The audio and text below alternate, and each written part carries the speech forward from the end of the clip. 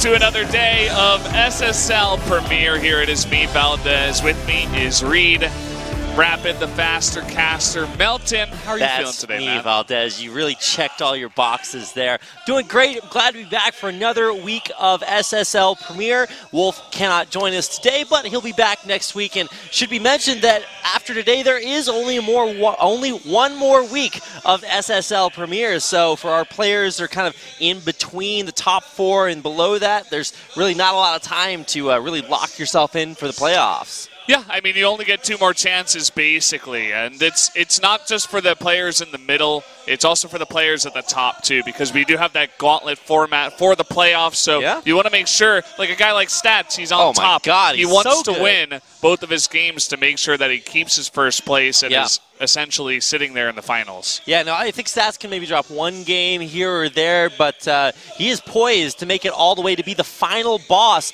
of SSL this season. Now, last season it was Innovation, who just dominated, rose straight to the top, and we didn't get to see him again until the finals of SSL Premier. But this time around, this has been Stats' tournament. So really excited to see him make it all the way to the top and potentially even to the finals of SSL. Yeah, he's definitely a big favorite in this one. He's been knocking heads as he goes. I actually want to take a look quickly at the only person that he's lost to.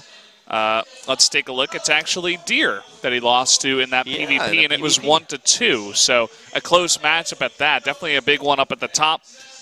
Guys like Dark, like Classic, like Deer, sitting at 5-2, also having some really good chances to make it into playoffs. Yeah, it's like Stats way up at the top, and then everybody else below him, like 5-2. Really, anything can happen as far as where they place in the gauntlet for playoffs. And we're going to start things off tonight with kind of the bottom of the tier list. Finally, it has come down to the week that aLive plays ByuL. And for ByuL, man, I remember maybe 4 or 5 months ago, ByuL was like the new hotness. He was really just stomping through online tournaments. He was this sick macro Zerg who had tons of he had good muta control. He was really defensive, just like really, really solid. And then he just really fell off the face of the earth. SSL, really bad. Didn't even qualify for GSL. It was like, oh my God. And guys like Rogue, a player we'll get a chance to see in SSL Challenge and then also in GSL's Group of Death on Wednesday, really kind of eclipsed him there. So let's go ahead and meet our players for today.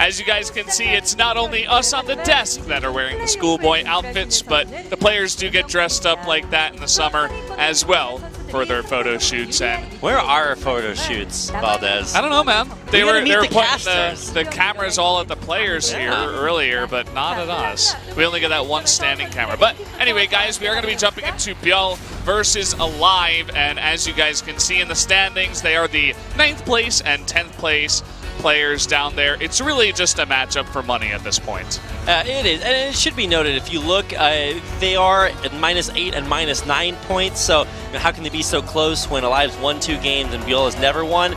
Well, a lot of times when aLive loses, he goes 0-2, and a lot of times when ByuL loses, he goes 1-2, so that's the reason for the discrepancy. You can see ByuL has actually won an additional game. He's 5-14, and aLive is 4-12, so kind of strange how that works out, but it should be noted that, yes, in fact, aLive is a little bit ahead. Now, aLive did not look great in SSL, where he went, or in GSL, where he went 0-2 to Solar. But I feel like Solar is another caliber of Zerg player above ByuL. And for aLive, he has had moments of success, but still continues to struggle when it comes to closing out games. Yeah, you know, we always like to point out his positive traits, right? The very multitask heavy, the drop style, kind of harass style of Terran in many different matchups, but it seems like he's just a little bit slow and that players really have had his number. Like, it seems like they know it's obvious, right, what his style is, and they come prepared. Whereas ByuL, you were talking about a lot of his 1-2s. He is taking some pretty close series against a bunch of these players, but he still has not won a single one. Well, it should be noted, you just said, yeah, really close series. It doesn't get much closer than this. Not only in our Facebook poll event, which you guys can go vote in on the SPO Games Facebook page, but also you saw lifetime results head-to-head matchup.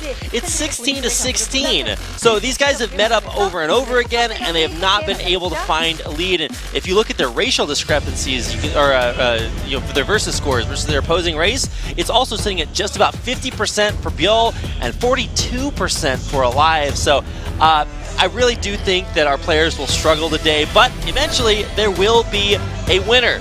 Finally, maybe this is the chance for ByuL. Just doing a little bit of meditation. I feel like we're seeing this a little bit more often nowadays, especially in SSL. We saw Innovation doing it the other night last week, where he was updating his drives, getting ready for the game.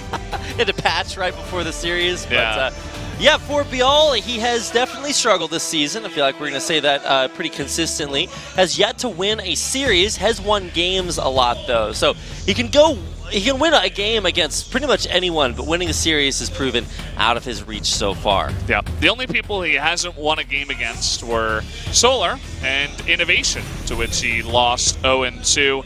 And you guys can see here, we're looking at aLive now. Did actually take out the aforementioned Solar as well as Hero 2-1, but he lost every single matchup that he lost 0-2. Yeah, he was able to beat Solar in SSL. He lost to him in GSL, and for ByuL, he didn't even qualify for GSL, but he managed to make it here to Premier, and you're like, okay, well, I feel like previous era ByuL is the Premier player. Current era, definitely struggling. So, yeah. Believe in our predictions show. I gave it a slight advantage there to aLive, but maybe this is ByuL's time. He certainly hasn't had any other tournaments to practice for, and after losing in GSL, neither has aLive. So both of these players really sort of preparing only for this one matchup. It's best of 3 with $1 million on the line. It's a lot of money, Valdez. Yeah, especially if you take that 2-0, you can run away with 800,000 won. There you go. Definitely some big prizes. Let's jump into game number 1 right now. ByuL versus aLive.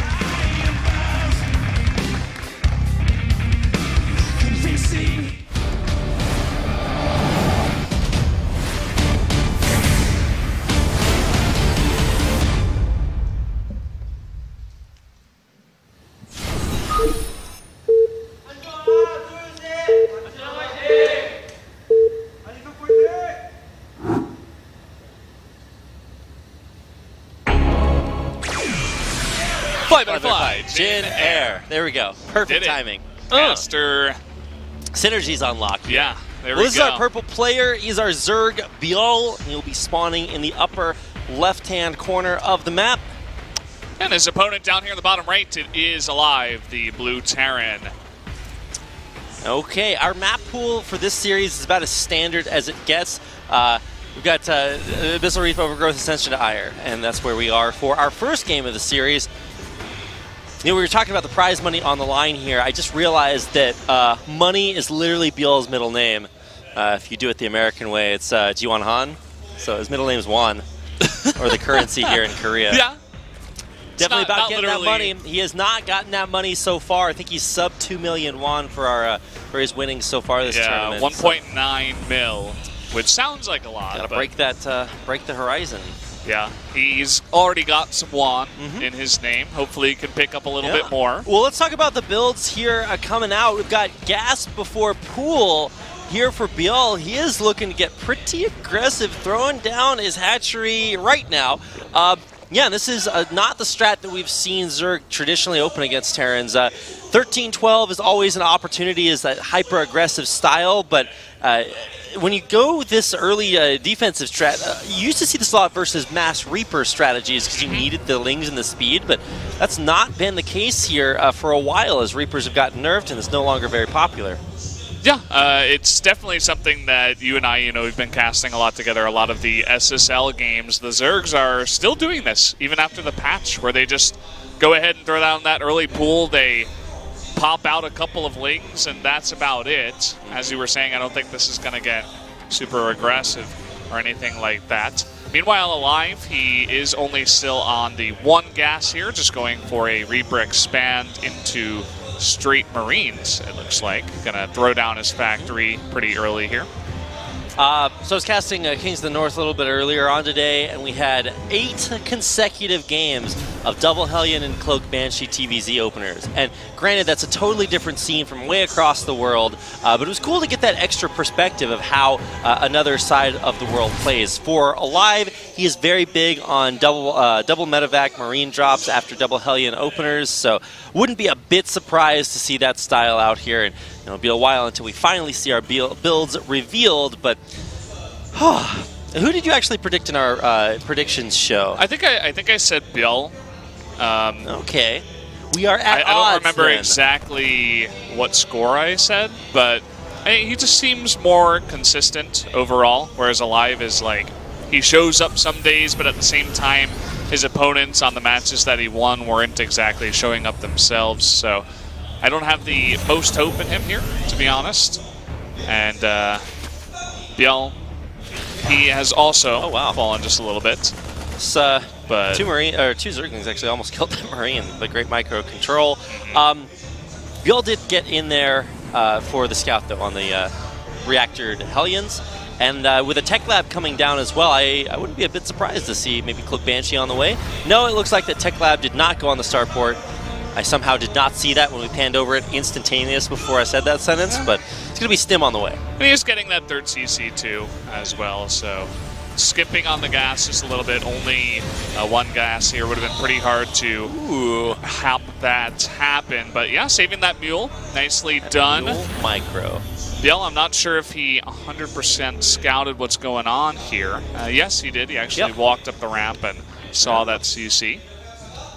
Okay, so it is going to be the Stim Marine timing. It's not like the hardcore one with +1/+1. That's oftentimes the follow-up if this push doesn't get a lot of damage done.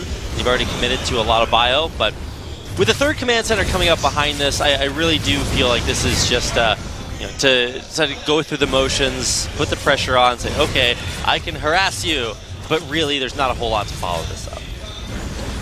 Coming in, wants to do a bit of damage, takes out 2 drones already. Actually not half bad for a couple of Hellions that just sneak in, getting 3 at the end. Those 4 Hellions, right? 4 in total, yeah. Yeah, so only getting 3 drones for that. That is a big discrepancy there in the mineral trade. But he did kill a bunch of the lings, and he got a full scout of the main as well. You're just an optimist tonight, Valdez. It's funny because I thought that ByuL was going to take this one, but I'm like pumping the aLive so hard. I'm like, yeah, he's just doing so well. Look at his Hellions. He's really doing a big job. A big job indeed, Valdez. Not to be confused with those small jobs or the odd jobs who kill you with their bowler or hats. The jobbers. Or the jobbers out there. Got a lot of those typing about us right now.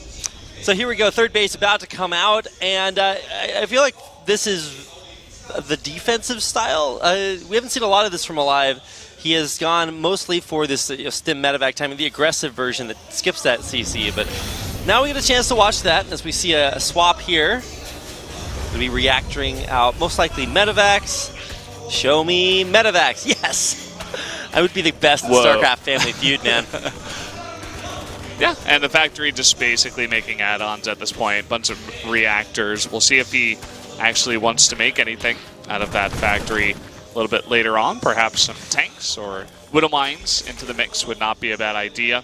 ByuL, for now, he has not added that Spire just yet, but he has been on the lair for about half a minute now. Looks like he's going to go Hydras. So a lot of times, like I said, we see aLive try this Stim timing with his Marines. So you research Stim, and right as it hits, you hit out on the map with a couple of medevacs and put on a lot of pressure that way. It's the way he did things like kill Scarlet a couple of seasons ago in GSL. That really stuck in my mind as his kind of style. But this time he's pulling back and now just heading out for a little bit of harassment with a follow-up with +1/+1 and combat shields, which is going to be really, really sick timing. So really looking forward to that as he has gotten his 3rd base up and running. Just has to dispense it against these Zerglings. Yeah, this is going to get a nice big pull. Shouldn't take out too many of the SCVs. Taking out 3. This is this push you were talking about. The Baneling speed is about to finish up, but I only see 2 Banelings. A couple more do come in, but just not in position to defend that base. A few Marines get caught out on the map. That's a nice little pick off to limit the forces that will be coming up once all these upgrades complete. And if he just clicked on the Marines during that, he probably should have seen that +1 had just finished up. Combat shields to be able to visually see that, but this is a very strong Marine force. As long as he can target the Banelings down, pick up, get out. These are very strong Marines in these double dropships, so if he drops in a good spot like this one, this is going to trade pretty well. Yeah, decides against it. He's already gotten like a fantastic trade from that push, taking out all the Banelings and really cutting down on the number for the follow-up push. Looks like all of those Marines actually died. And maybe he was just looking somewhere else on the map as he dropped the Marines on top of the Lings. But a nice trade here for ByuL. He's going with this consistent counter-attacking style that he always loves to do in this matchup. And so far, it's working out pretty well. How did he lose those Marines?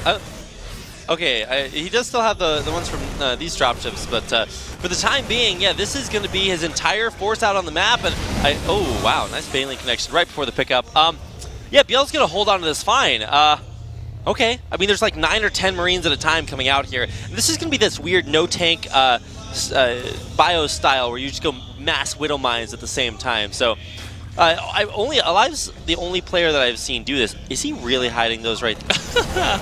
Yeah, I don't think that's a thing. That's not a strat, man.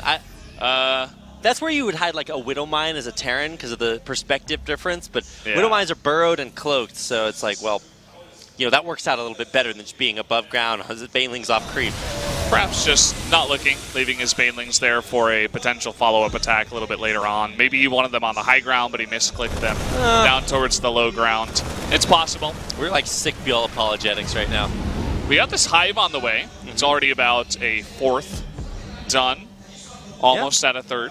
Good old 9-minute start, maybe a 10-minute Hive. That's actually a little bit ahead of schedule where we see most players. A lot of Zergs just max out really early on this very low-tech composition and use it to hold on for Hive. He hasn't got quite that crazy, but he has got up to 83 drones, so way up there, Morty. Yeah, I mean, you couldn't really expect any less out of Ascension to Ire when the Terran goes for 3 CCs early in the Zerg season. It's like, okay, I guess we're just going to wait here for a while and not attack. This is going to be a nice counterattack, though, coming in towards the 4th. Yeah, right before that planetary finishes. Actually, with a full surround there, he's not actually committing to repairing that. Boy. Yeah, he realizes he's going to need to cancel it. Wow, big victory there for ByuL. Coming in, gets 6 SCVs in total, barely lost anything either. A couple mistakes made by both of these players, not having their armies in position to defend. Yeah, aLive lost an entire drop up there to just standing still while Banelings ran into his face. So that is probably not going to serve him too well. Even more of these Banelings just chasing down Marines. I don't see that too often, but I mean, inevitability, say that 5 times fast, will persist here. aLive about to have 3-3 upgrades, just now started, about halfway done. And on the other side, that Hive is finished for ByuL. See what kind of tech he wants to go into here. Would expect the Ultralisk Cavern. There it is. Those are those Brennan Valdez Banelings. Oh, yeah. Like the sick optimists are like, somehow we'll just run right through this. Not successful. Ultra's on the way. Yeah, you can see that aLive is already preparing for this. He has Liberators on the way. I mean, he knows that he's been pretty passive throughout this game. He's looked for drops, hasn't really found much, and he should know that giving ByuL that much space should allow him to get up to that Hive in the Ultralisk. So preparing ahead of time. See if he's ready for that counterattack once again, though. Yeah, absolutely. Very well prepared, like you said, Valdez. And for aLive here, look at this deep pre-split spread setup. Okay, now he's unspreading it a little bit, but there's just nothing here for ByuL. He's going to try to run Banelings into the planetary. Okay, running Banelings also into Marauders that are tanking up in the front, trying to flank around the side. No, you will not break that push, ByuL. He does kill the planetary behind that. That's who's going to lose everything up here, though. So trading, this is a literal one-base trade. But ByuL takes massively the less favorable side of it. Yeah, ByuL let aLive set up the perfect spread and he was kind of on creep too. There were a couple of tumors over there, and ByuL just did not have the composition, did not have the ultras ready, and a lot of his stuff was attacking a planetary. Here's what a 50 supply Zerg army looks like when it tries to push in to an almost 3-3 upgraded Bioforce on the ground with Liberators and Siege Tanks that will survive. And now 100 army supply versus 34. It's not looking too good for our Zerg hero here. Yeah, aLive with a good start, saying, hey, I know I didn't look too good against Solar in late games, but let me show you again. GG. Looking a lot better today, taking game number 1 pretty easily. Very impressed there with his performance. Solid defensive strat early, got those 3 CCs up, solid macro after that, and was able to pull out the win. And you know, a lot of times I start to worry about Terran players who don't get out there on the map and harass the Zerg player because then they just balloon and grow out of control. But aLive just really solid, methodical play, taking him out in game 1. Yeah, we talk about timings a lot when we talk about players like Innovation, who's done this to Dark multiple times, because Dark is the famous guy that's like, okay, 3 bases, very safe. Way late game. I want the Hive, I want ultras, and then Innovation's like, no, I'm going to attack you right before the ultras come out. And I feel like aLive kind of had that timing, whether or not it was on purpose or, you know, he was just like, okay, I'm maxed out, it's time to go. But it hit right before the ultras were ready, and right when ByuL had half of his stuff across the map. Not half of his stuff, but a lot of the banelings that would have helped out in that attack, or in that defense, rather. So, yeah, just out of position there for ByuL, and not really having the planetary right banelings, stuff. man. It was pretty cool, you know, nice explosion. But we that's give him about the ByuL aLive clap for that. They call it aLive clap. It's a dead clap. Ugh, dies right there. Just like his entire army did to that very strong, well-upgraded push from aLive. So, I mean, that's only our first map, Ascension to Ire. I think we have, is it Abyssal Reef? Yeah, is our second map coming up. So, I want to say similar style. They've both been around for quite a while, so get a chance to see game 2 coming up here. ByuL has shown a remarkable tenacity to at least take a game off of a lot of his opponents. And here we see him going up into game number 2. Poised to go 0-2 here. aLive really, I feel like he plays the same style. It's just going to work again.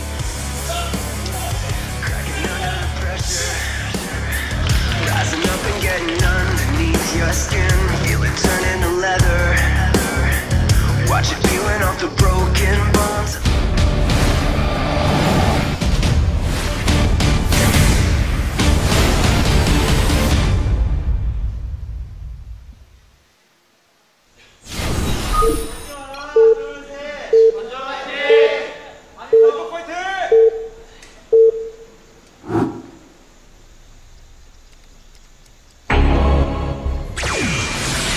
Off we go into the depths on Abyssal Reef. Up here in the top left, it is ByuL.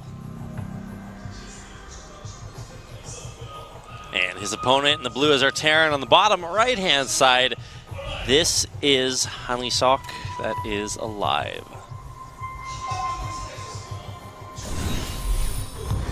Okay, all right. Abyssal Reef has shown us some decently long games. Narrow choke with the destructible rocks in the front. Makes it pretty easy to get up a natural and not get busted too easily from that. Third bases can be a little bit scary sometimes.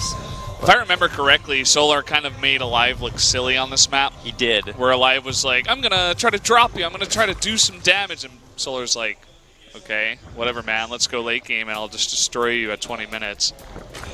And, yeah, aLive really struggled with Solar and GSL as well when he met him in Group A. And then it came back and it looked really good against him in SSL. I think he 2-1'd him. Yeah, I think that was before GSL. Like, it was before then. Yeah, round 4 on July 24th. We've got the dates. I love how you can just memorize the dates right in front of me, guys. You're so good with those stats. It was at about 8 p.m. Really? Perhaps. Maybe. You're so smart about that. Well, here comes an SCV. One hope, one dream. See what that is. But it does look like we're going to see expansions, certainly for both players here. Just got to mine those minerals while you wait.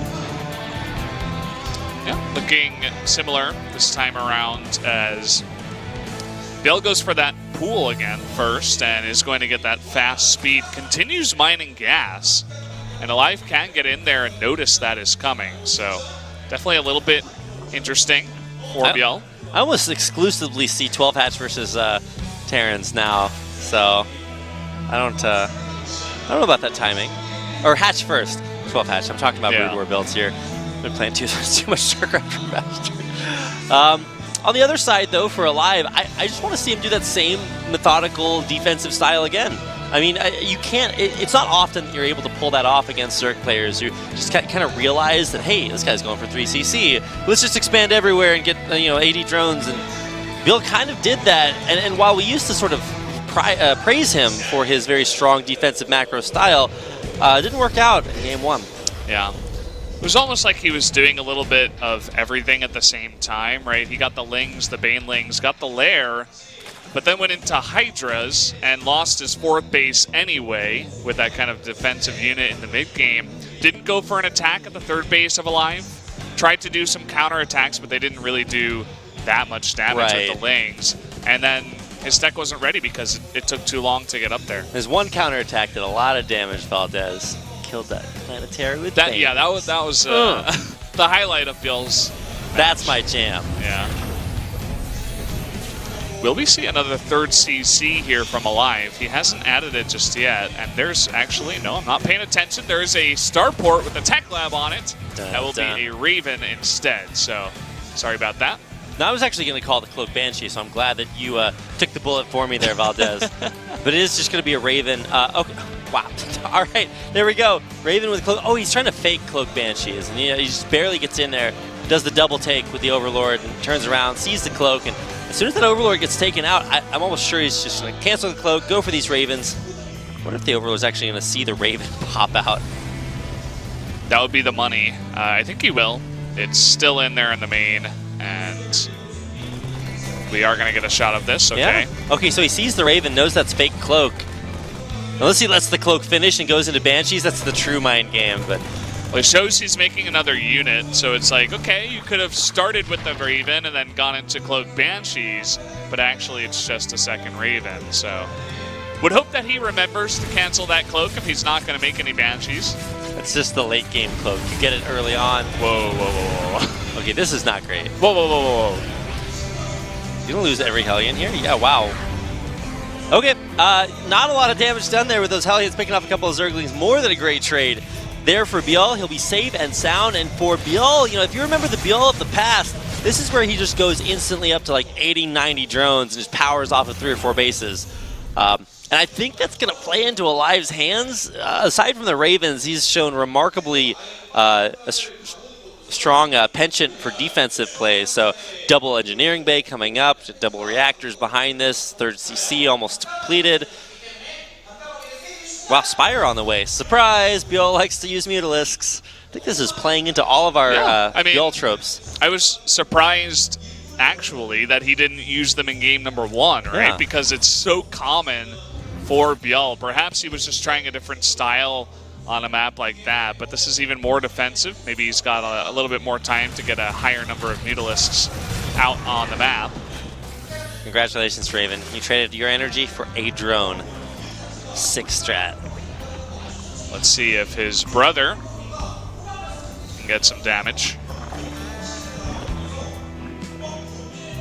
So still waiting on that. Yeah, no, there's actually just nothing else happening on the map right now. We'll get the update for you guys eventually when he decides to drop down that turret. We're just going to sit here for a while. We've got a double engineering bay, double evolution chamber, just lots and lots of upgrading going on. Okay, all right. That time you get the, this is the ByuL collapse that we do, but this time it's for aLive. You did a thing, yay, 4 drones got taken out. I mean, every little bit does help, and of course, it's free, so you can't really complain too much. But at the same time, if this is the only way that you're going to harass a ByuL who's pretty much just macroing out of control, he's going to give him plenty of time to get all these Mutalisks up. He's just really looking good so far. On the other side, aLive has actually built up quite a bit of a bank here, about 700, almost 1,000 minerals banked there for a little bit. But of course, waiting for all of these reactors to finish, he'll be able to macro out probably like 10 Marines at a time once all of his upgrades finish. Yeah, notice that he took the 3rd base in a weird spot, too. It's going towards the Zerg in the middle of the map, wants to just have that straight line attack path over towards the fourth base of ByuL. Can take an easier fourth base over towards the backside above his main as well. So here come the first mutas coming in, targeting down these mules. Wow, there's just no anti-air there. Okay, aLive, you got to make a choice, man. Oh, wow, picks off the Widow Mine before it burrows. It's horrible for the third base. Oh, the grabs Raven. the cheeky Raven as well. ByuL so good with those. That's why it's his character icon in SSL. Yeah, that was a angle that I think aLive was not expecting, because he was a little bit late on that one. And now we got these mutas flying in. Okay. Uh-oh. Ugh.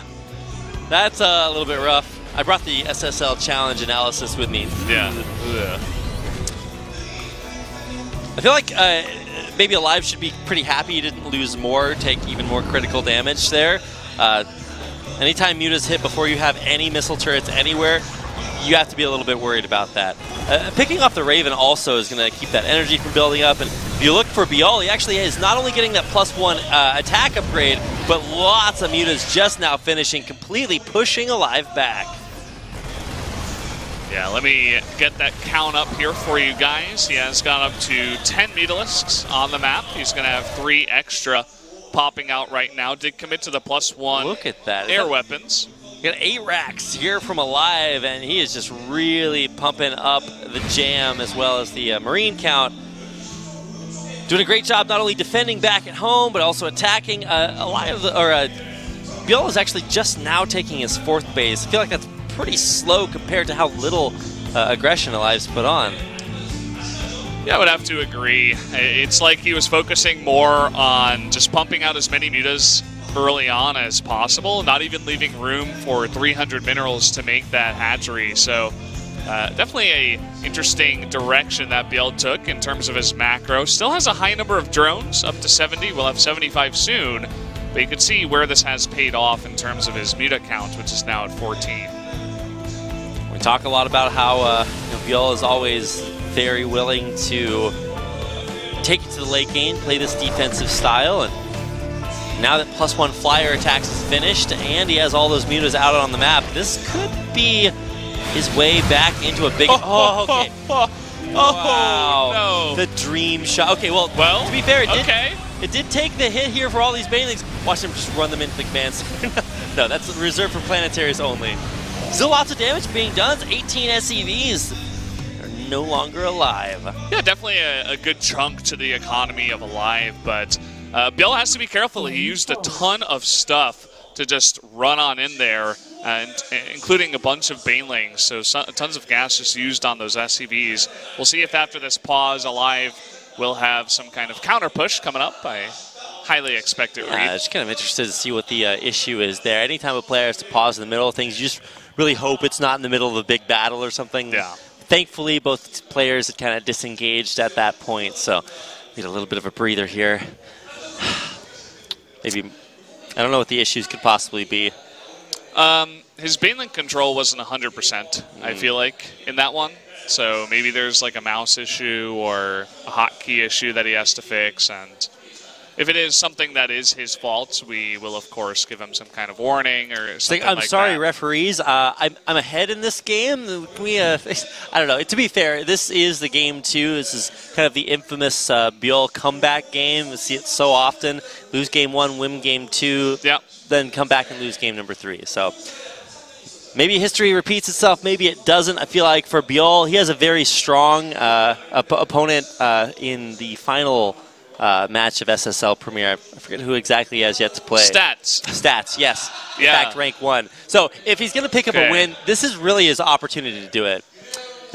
Apparently, he had a notification window pop up in the middle of the game over top of StarCraft, and needs to make sure that that does not happen again in case he's in the middle of a fight or something. So wants to make sure that we have our top men on the issue. So get in there and fix this. Yeah, maybe his headset wire is like not working too well. It's like not plugged in 100%, so it does that like doo-doo-doo-doo when it unplugs and then like I always get like plugs loose back connections on my computer. Yeah, it's kind of annoying. Pops in and out. So there we are, fixing literally everything in the blink of an eye. You guys say superheroes don't exist? No, we just keep them all working here at SSL fixing things. That does mean that if someone wanted to walk in front of the camera, that could perfect happen. timing, yeah. As he was the only guy that was stopping the fans from walking in front of the camera. We actually have a special dude that sits around and is like, no, don't walk in front of the camera, guys. Yeah. Because it's not only us. Last week. It's also the Korean casters, because our cameras are literally on the same line. So got to be careful about that if you're in the studio. Okay, just kind of checking out the game to see what's happening here. Okay, aLive is like waiting to push out. ByuL is running around with Mutalisk trying to get damage done. I think aLive has, or ByuL has a 2-2, almost about to complete. Halfway done. There we go. Yeah, aLive is about to complete right before he goes for this counterattack with the 63 Marines, 5 Widow Mines, and 7 That's a lot, Marauders. I counted. There are 24 Banelings out on the map, so that's pretty nice. This kind of reminds me of the same spot we were at in game number 1, where aLive just hangs back, macros off 3 base, gets pretty good upgrades, and just pushes out with literally insanity numbers of Marines. He's on 8 racks right now, most of them with reactors, so just going to be pumping out a lot. And Mutalisks are not really going to deal with that. I feel like if you have, like, I've been playing a lot of StarCraft Remastered. If you have Mutas against a big pack of Marines in that game, you can kind of maraud them and pick them off at, around the fringes as they push out across the map. But unfortunately, that's probably not quite as effective here. And I think what we're really waiting for to hear back from ByuL on this pause is the fact that he's saying, hey, this pop-up popped up, and he actually lost a big chunk of mutas at the same time. So he was like, wait, what's going on? I just lost all my stuff because of this pop-up, so we're going to get a referee review for his game. I don't know. I mean, if it's your equipment and it malfunctions for some reason or there's some pop-up, that's kind of your issue, right? Thankfully, we're not going to like recover from replay before the fight happens. You know, what exactly is he expecting? I lost all my stuff. What exactly is he expecting from the referees now? Well, yeah, I mean, you got to just kind of wait and see what happens here. Thankfully, my job is to sit and look fabulous in front of a camera and talk about StarCraft. I don't have to make the hard decisions, so that is a little bit above my pay grade. We'll see what they decide about that. I know what my decision would be, at least, but I guess I'm not the guy who decides it. This is true. You have no power here, Valdez. Yeah, Nothing I to say can just matters. talk about what I would do if I did have the power, but that's not the case. I do that when I'm walking around. I'm like, what if I could just, like, you know, have superpowers all the time? If I was invisible. I don't have referee powers either. No referee power? You don't think about that one? What if you could be a referee for SSL instead of a caster? That would not make me very happy at all. I would just like not want to do that. Playoffs, Fastlane, Challenge. Where are your destinations? 2 rounds left. Rise up. This guy comes to every week of SSL Premier, by the way. And he always has like these same kind of signs. He's like, all right, what's the storyline for today? He's like, everybody's going different places. Yeah. Where are you going? We got to get this guy to write us some scripts. Yeah, it's true. Storyline scripts. It's like, what's happening here? All right, let me just like copy that down. 2 rounds left, Fastlane. Who's going to the fast lane? Nobody knows. We gotta like lean back, get comfortable here. I think it's in Premier 6th, 7th, and 8th place. For fast lane? Yeah. So there's auto promotion and demotion, first of all. Yeah, that's 9th and 10th. Mm-hmm. Do get auto demoted down. Could be Hero if aLive does win this. Such a strange part of the way that SSL Premier has worked out this season. It's like last season we had Challenge, the first seasons of the new SSL coming back with Jin Air as our sponsor. And so we have SSL Premier and then Challenge that feeds into Premier. And Hero just crushed through Challenge, qualifies for SSL Premier, and just looked really shaky. We'll get a chance to see him play a little bit later on today, but it's still going to be a super scary PvP versus Classic. He didn't look good against Stats. He lost his PvP in GSL against SOS to get knocked out of GSL, and now he has to play against Classic. So Hero is really having to run the gauntlet of very strong Korean Protosses, and I love that we have this kind of happen because this is a refresher. Hey, is this guy really good right now? We'll have him play all the good players, and we'll see. Hero so far has not looked super great, so if he, as one of our sort of, weebly wobbly players, doesn't want to go down, to SSL Premier, play in the fast lane, then does need to pick up that win later on. He needs to win against Classic, and then he needs to win against Deer. I just don't think that's going to happen, honestly. I think, oh, turn that frown upside down. There we go. Hello, France. Oh, sick. Yeah, TeamAAA.net. Big fan of all of our French audience out there. If you guys are watching us right now, or if you're watching us from maybe O Gaming TV way out there, I'm not sure if they do SSL, but I know they do GSL and a bunch of other French tournaments. Perhaps. So, big fan of those guys. Yeah. Could have been some of those other groups he was mentioning as well. No, I know AAA actually covers, like, does recaps of like every single Korean event. So it's a sick shout out there. Big fan. There you go. All right.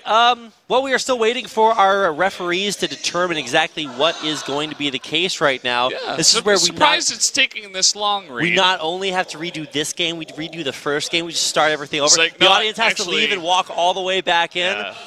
I had an issue in game 1. I just didn't say anything. So let's start the series Once I over. screw up something during the cast, I'm gonna have pause the game. Like, referee, can we start this cast over? I need a cast or regame. I wonder if it works that way. Probably not. Yeah, there's definitely been some times in the past where I'm like, huh, I wish I could have a redo. Yeah, you know? Unfortunately, you can't not just in things. casting, but those moments where you embarrass yourself and you're like, oh, I wish I had a redo. What was your most embarrassing moment in Korea, Reed? Most embarrassing moment in Korea. I don't know. I think there was one game where I finished casting the game, and I realized that the entire game, the players in the game had actually swapped colors. Yeah. So they're not allowed to do that, by the way. You have to maintain the same player color over the course of the series. And one game, it was one of the first few games that I cast out here in Korea. They did that. They swapped colors. I'm like, I was totally confused. I just called them. It was a mirror matchup, so I called them each other's name the whole time. And afterwards, I get out there, and the first thing I see when I go on Foreign Community Forum number X. Yeah. The first thing I just see is like tons of comments about how I was like calling this with the wrong name all the time. I'm like, wait a second, did I do that? And I go back and watch. It's like the worst moment of my life. Thankfully, that's not happening here today. It happens. This is ByuL's worst moment of his life, as he gets to see what happens, the fate of his Mutalisk, of his paws. The world may never know. After you mentioned that, I actually just switched because ByuL was on the right. Oh, yeah. Sometimes they do switch sides where the player's portrait is over the wrong side of the map. All you got to do is hit Control-Shift-X, but of course for the graphics we got That's on a secret strat, we man. can't just use you can't Control-Shift-X to like switch that our away. graphics around, so that would be pretty rough. Yeah, that it happens actually pretty often. Maybe they got to make 2. It seems like he's going to the Army on August 28th. This will be the last time that he watches before he goes to the Army. A single tear for that guy. Poor guy. Won't get to come to watch SSL. What a truly sad existence, not getting to watch SSL. I tell you, man. Going to the Army, like, this is some kind of weird, ethereal thing for, like, a lot of these viewers out there that don't get forced into the Army like the Koreans do. And it's funny because, especially for Korean men, it's, like, this big moment of maturing. You know, you go from, like, high school into college, and then sometime within college or right after college, usually that's when they go. That's like the most common time, and that's like when they mature into like an adult after being a kid or a teenager or just like a college, young adult for a while. But the funny thing is that I think pretty much every pro gamer that we have has not gone into the Army. So we have a bunch of I mean, we've got guys like I don't know how to call it, but you know guys like Squirtle coming back from the Army. Yeah, he looks like a totally different guy. Yeah, when he was first in the studio, I'm like, holy crap, that's Squirtle. Doesn't look anything like him, but he's just like matured. He got bigger. You go to the Army, you lift stuffs and you put them down. That's basically what you do in the Army. He lifts things up and he puts them down. Yeah, that's what happens. I do that myself from time to time, Valdez. Me too. I lift my coffee up. I put it down. Up. That's not a coffee. This is coconut milk. Yeah. It's my 6th strat today. You had this orange juice. Yeah, Kanata. On camera. Only the cap was showing. I pushed it out of the. Yeah. No, it looks like a little floating cap. No. This is the most exciting thing happening right now. Sorry, That's how you guys know that we have a desk. It's also how you know we have nothing to do. Yeah.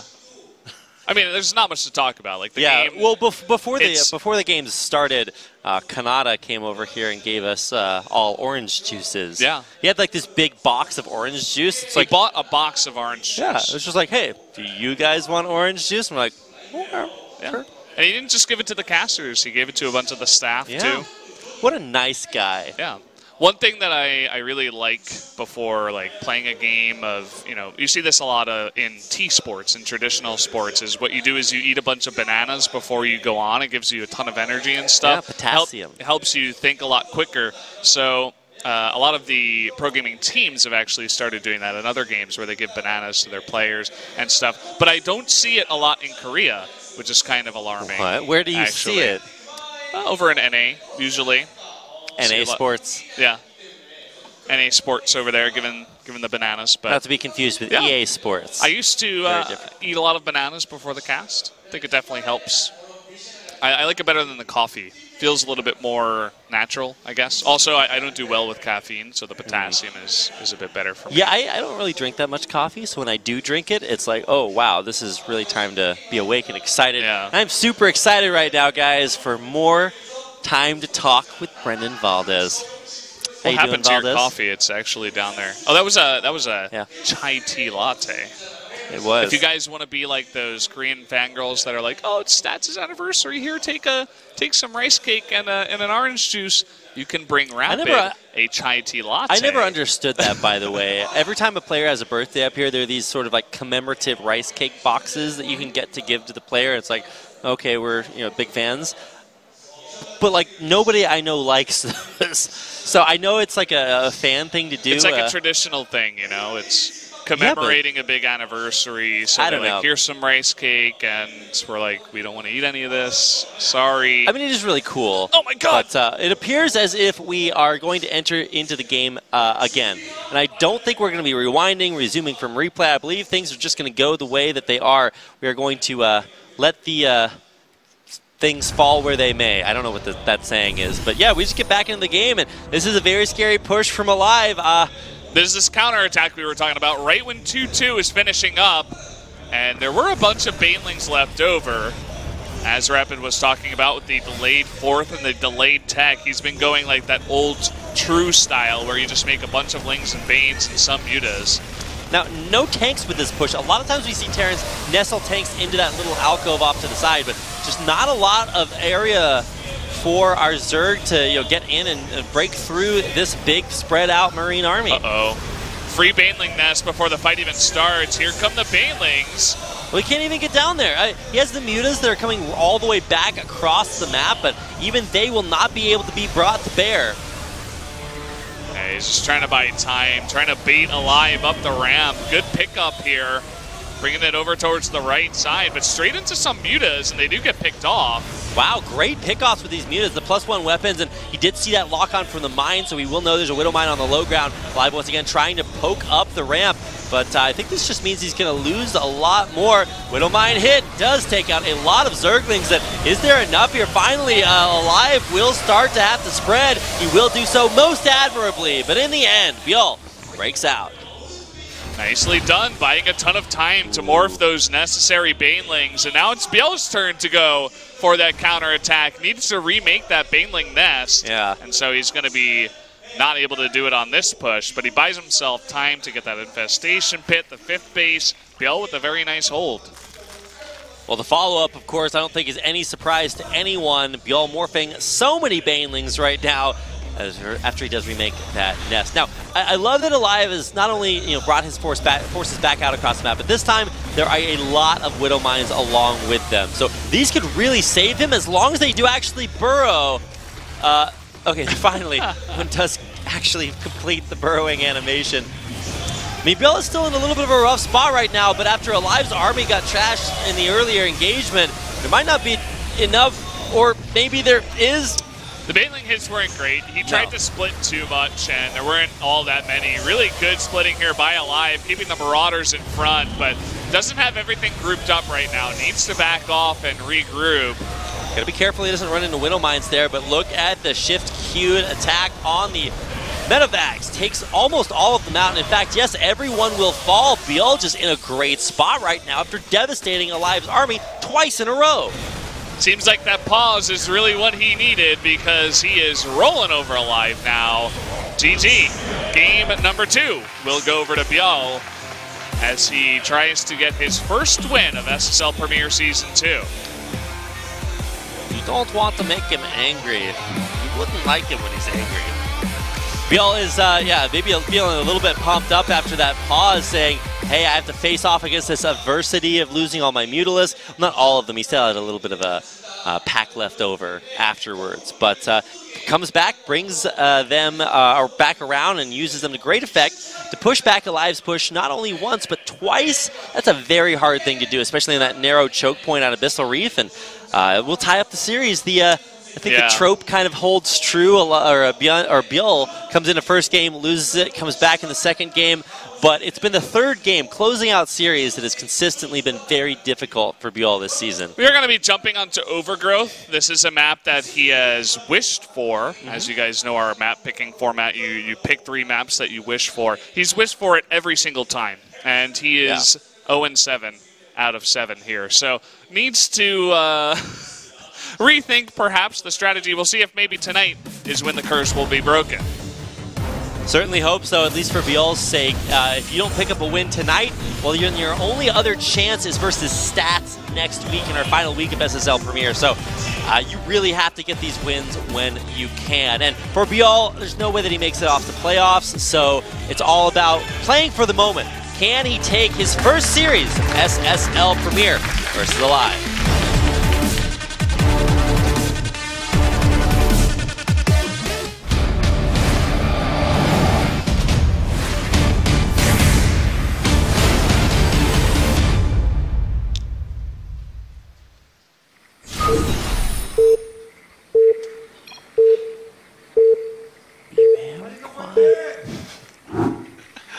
Here we go, our third game of this series. Fly Better Flying onto our final map. Our Zerg player in the purple, this is ByuL. His opponent in the blue trunks, this is aLive. As far as playoffs concerned, aLive is dead, but one final dream that he can crush is ByuL's right here. No, you don't get wins today. Would be a little bit heartbreaking, especially since ByuL has always done this. He claws back in the series, poised to win, and then snatches defeat out of the jaws of victory. So, yeah. And it's not only about crushing ByuL's streams, although I know that he very much does want to, but he's basically fighting for his life in Premier right now. Right. He wants to be in Premier for next season, and with Hero at the same level as you in terms of being 2 and 5, the same ranking, if you will, in Premier, you need to win every match in order to hop ahead of Hero. I know Hero's got a couple of really hard matches in Deer and Classic, so this is a huge match for aLive, who hasn't found too much success himself. If he can take out the weakest player in all of SSL Premier, he's going to be in a really good spot to stay in Premier for next year. That's a big deal, especially with the auto-relegation at the bottom of the standings. See what our play is here. Now, I do like the idea to expand ahead of time. I've seen ByuL go for these early pool gas timings. No, just going to go ahead and get that hatchery up on the other side. Standard 1 racks expand with gas. Just going to be a Reaper expand here for aLive. Probably the most standard openings. I think we'll still see the double Hellion immediately following this. Well, there is that barracks back in the main. Huh. Seems like he wants to put on the aggression early. Yeah. 2-on-1. Yeah. Looks to be the build here from aLive.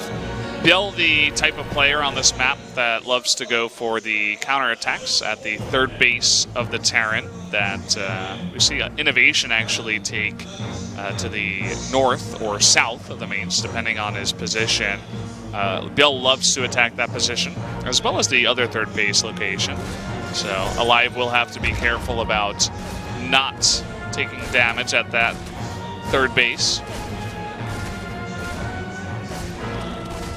I'm glad that we're back to just watching a Reaper be really annoying, and the biggest victory you can get is picking off a Zergling early on. Like, okay, wow, you did the thing. No mass Reapers. I think there's still the possibility to catch somebody off guard if they don't expect the mass Reapers coming, and even though their KD8 charges are a little bit less powerful, you can still be surprising with that. But I'm glad that's the surprise tactic and not the style we see every single game. It was very common there for a while, but now is substantially fallen off. Yeah. See if there's an early third CC this time from aLive. That's been kind of his style afterwards. Where's our double Hellion here? Not going to come out. So this is going to be the big change that we see here. Probably the big stim timing that we talked about in Game 2. Being more aggressive this time without the third command center. At least that's what I would expect. I really like this map for doing this kind of build because this third base, it hits fast enough before the Zerg, gets it fully saturated. If they know this is coming, you're going to force a bunch of units. You can just parade push across the map as the follow-up. Maybe even wait for your third and fourth medevacs and pick up the rest of your units and then group up and continue putting on the pressure. It's just like this never-ending pressure. It's something that Innovation does on this map all the time, and I like that aLive is trying to imitate that style here on this map. Crucially enough, the Zergling does not make it to the high ground, and with that patrolling Marine around the lower part of the base, ByuL won't know what's coming his way. This is a very potent stim timing, and even though there's a big wall being built, that depot just to shore it up there at the end, this is going to be a strong push from aLive. He's got his double medevacs about to hit. The Marines have all been pumped out. They're about to be pumped up with that stim completing right on time. Yeah, ByuL, as you said, not able to get that full scout, so it seems like he doesn't really have a good idea of what's coming his way. He has 50 drones already, and he starts 1-1. We need to see some lings. Okay, finally we got some on the way. Nice call, Valdez. But finally, the Zergling at the Watchtower will scout the double medevacs coming out. And ByuL should know what's coming his way. He might not know that it's quite as strong as it is, but I love that in the previous game, aLive did kind of a similar version, but put that command center ahead of time. Now he's expanding behind us, but still a very strong 2 medevac stim timing. Lots of queens are what you need. I love the Reaper usage to just kind of disjoint them, but finally it will be pushed back as those medevacs start to take damage. It's going to threaten the main here. Never mind. That Watchtower was taken by the Zerg, so wants to make sure that he can not be scouted based on where he's going to go. And this is just going to be a transition back into kind of the same style that we saw from aLive in the previous games in this series, going up to 5 racks right now, and I wouldn't be surprised to see 8 racks as soon as his third base comes to bear. And aLive will still be able to be active out on the map with his double medevacs, but this is just kind of playing the same the same exact style we saw in Game 1 that led to aLive's inevitable victory. aLive just being annoying with this. He never grouped up with the second 2 medevacs that I was talking about. Just tried to put on that pressure, force a bunch of units, and then transition back at home. Nothing overbearing, nothing crazy out of this Terran. Taking that more passive, laid-back style into game number 3, even with a build like this. Look at that observer, double-clicking the reactors there. Reactory, of course, when you add it to a factory. Not what we saw this game, at least. No reactored Hellions early. Just massive amounts of Marines. I think this actually should go pretty well for ByuL. He's got +1/+1 just finished. Baneling speed just started, so that won't be here. But he does have a large ground force that is running around, picking off aLive's units, pushing him back. But eventually this will coalesce into a very strong 1-1 push, with maybe more Marines than ByuL expects. There's that group up. And it's just going to be one drop into the main as he pushes another location. It looks like ByuL just sent units into his main, so should be okay with the drop. Where is he stimming? I guess he wants to try to get around and beat ByuL's forces to this 4th base down here. Well, but he's not going to. Yeah. Sorry, that's not what happens here. Instead, you get pushed into a corner and forced to pick up. Ooh, love the cheeky pickoffs there of those Banelings before he has to pick up. But the drop's pushed back in the main. He's pushed back at the 4th base. ByuL all over the map. Very good at the defense. Yeah, ByuL doing a fantastic job so far. Fantastic. And aLive, he took the location I was talking about, and ByuL will be looking for a vulnerable timing to go ahead and counterattack that base. She's going to walk around the left side and check over there first, maybe see if he can sneak in the front or maybe pick away at some of these units. Yeah, ByuL's done a great job defending so far. He's been invulnerable. Wow. You went there. You did it. I did. Here are the banelings. This is the optimism push here from aLive. Like, what if I just didn't have enough and then relied on my control to be able to micro my way to victory? Well, he can pick up, but he won't be able to do that for long. There's a bunch of Hydras out, Queens everywhere. I don't know. I feel like aLive might not have enough. Now, he is macroing like a madman behind this, but does have to make sure to shore himself up against these banelings running in. Two do make it through. That's actually pretty nice, considering. Kill not the cancel on those depots, too, so yeah. It's a decent amount of damage for as much as he committed. The double depot and 6 SCVs, just the beginning of his reign. But you can see that aLive is very prepared for this. He's got Widow Mines over there. He's got a bunch of Marines just waiting, defending. Well, he knows his counterattack style is what ByuL goes for. Oh, no! No! Why? Oh, the agony of one depot. Yeah, and meanwhile, the entire army of ByuL is going for that third base. Oh boy. Wow. Which wins? Which causes more damage, a whole army or one depot without a lift? Even off the creep, there's just so many banelings pushing on in, and some Hydras in the back to support. Too many banelings for everything here. That's going to do it. Look at the control, and this is our first win for ByuL, who finally is able to find a victory against aLive 2-1. ByuL will find his victory finally in SSL. Actually getting a nice round of applause. I think this guy definitely still has a bunch of fans. He always got loud cheers before the games were starting. And finally, as you mentioned, one win. It is going to be, hello, guy number 1 and guy number 2. But that is going to be his first win of SSL Premier. And really got to hand it to him. He finally did it. Well, congratulations, Valdez. You were correct in your predictions from after hours. He was scaring me. That first game was like, why did I vote for this guy? It was a very similar style. So game 1, I think aLive actually went up to 8 racks. And I think he only had 5 maybe there at the end. I'm going to have to go back and count those out there. But just not quite as much of an overwhelming force. And ByuL just really got a little bit too much time to go really hard on those banelings. And you looked at the micro, the control there at the end. It's like, well, yes, I can A-move 50 banelings into your base. But I feel like really sort of the straw that broke the camel's back was that lowered supply depot that just was a little bit awkward to watch. Just all these Zerg flood into your base, and at that point for aLive, it's just like, well, I'm trying to push out, but I can't. I have to pull back, and that put his army right in the danger zone for everything to run through. That was like, why did it have to end like that? You know, we had a couple of good games for game number 1 and game number 2, but that was ByuL just saying, okay, I'm going to max out on Lings, Banes, and Hydras, and walk into your main. I feel like even if the wall was down, or up rather, he could have just ran some banelings in and aLive just wouldn't have had enough defense over there. All of his army was at the third base. He was so scared of a counterattack. Well, ByuL doesn't like Terrans. He likes slings and banelings, so he was able to bring those to bear. 8 Hydras. Oh, yeah. Some Overlords. 8 Hydras are the salt that you got to sprinkle on top of your Zerg build. So I wasn't doing the meme right. You got to like do it over your shoulders. The salt falls down. We're going to head out to a quick commercial break. We'll be right back with our next series. Stick around.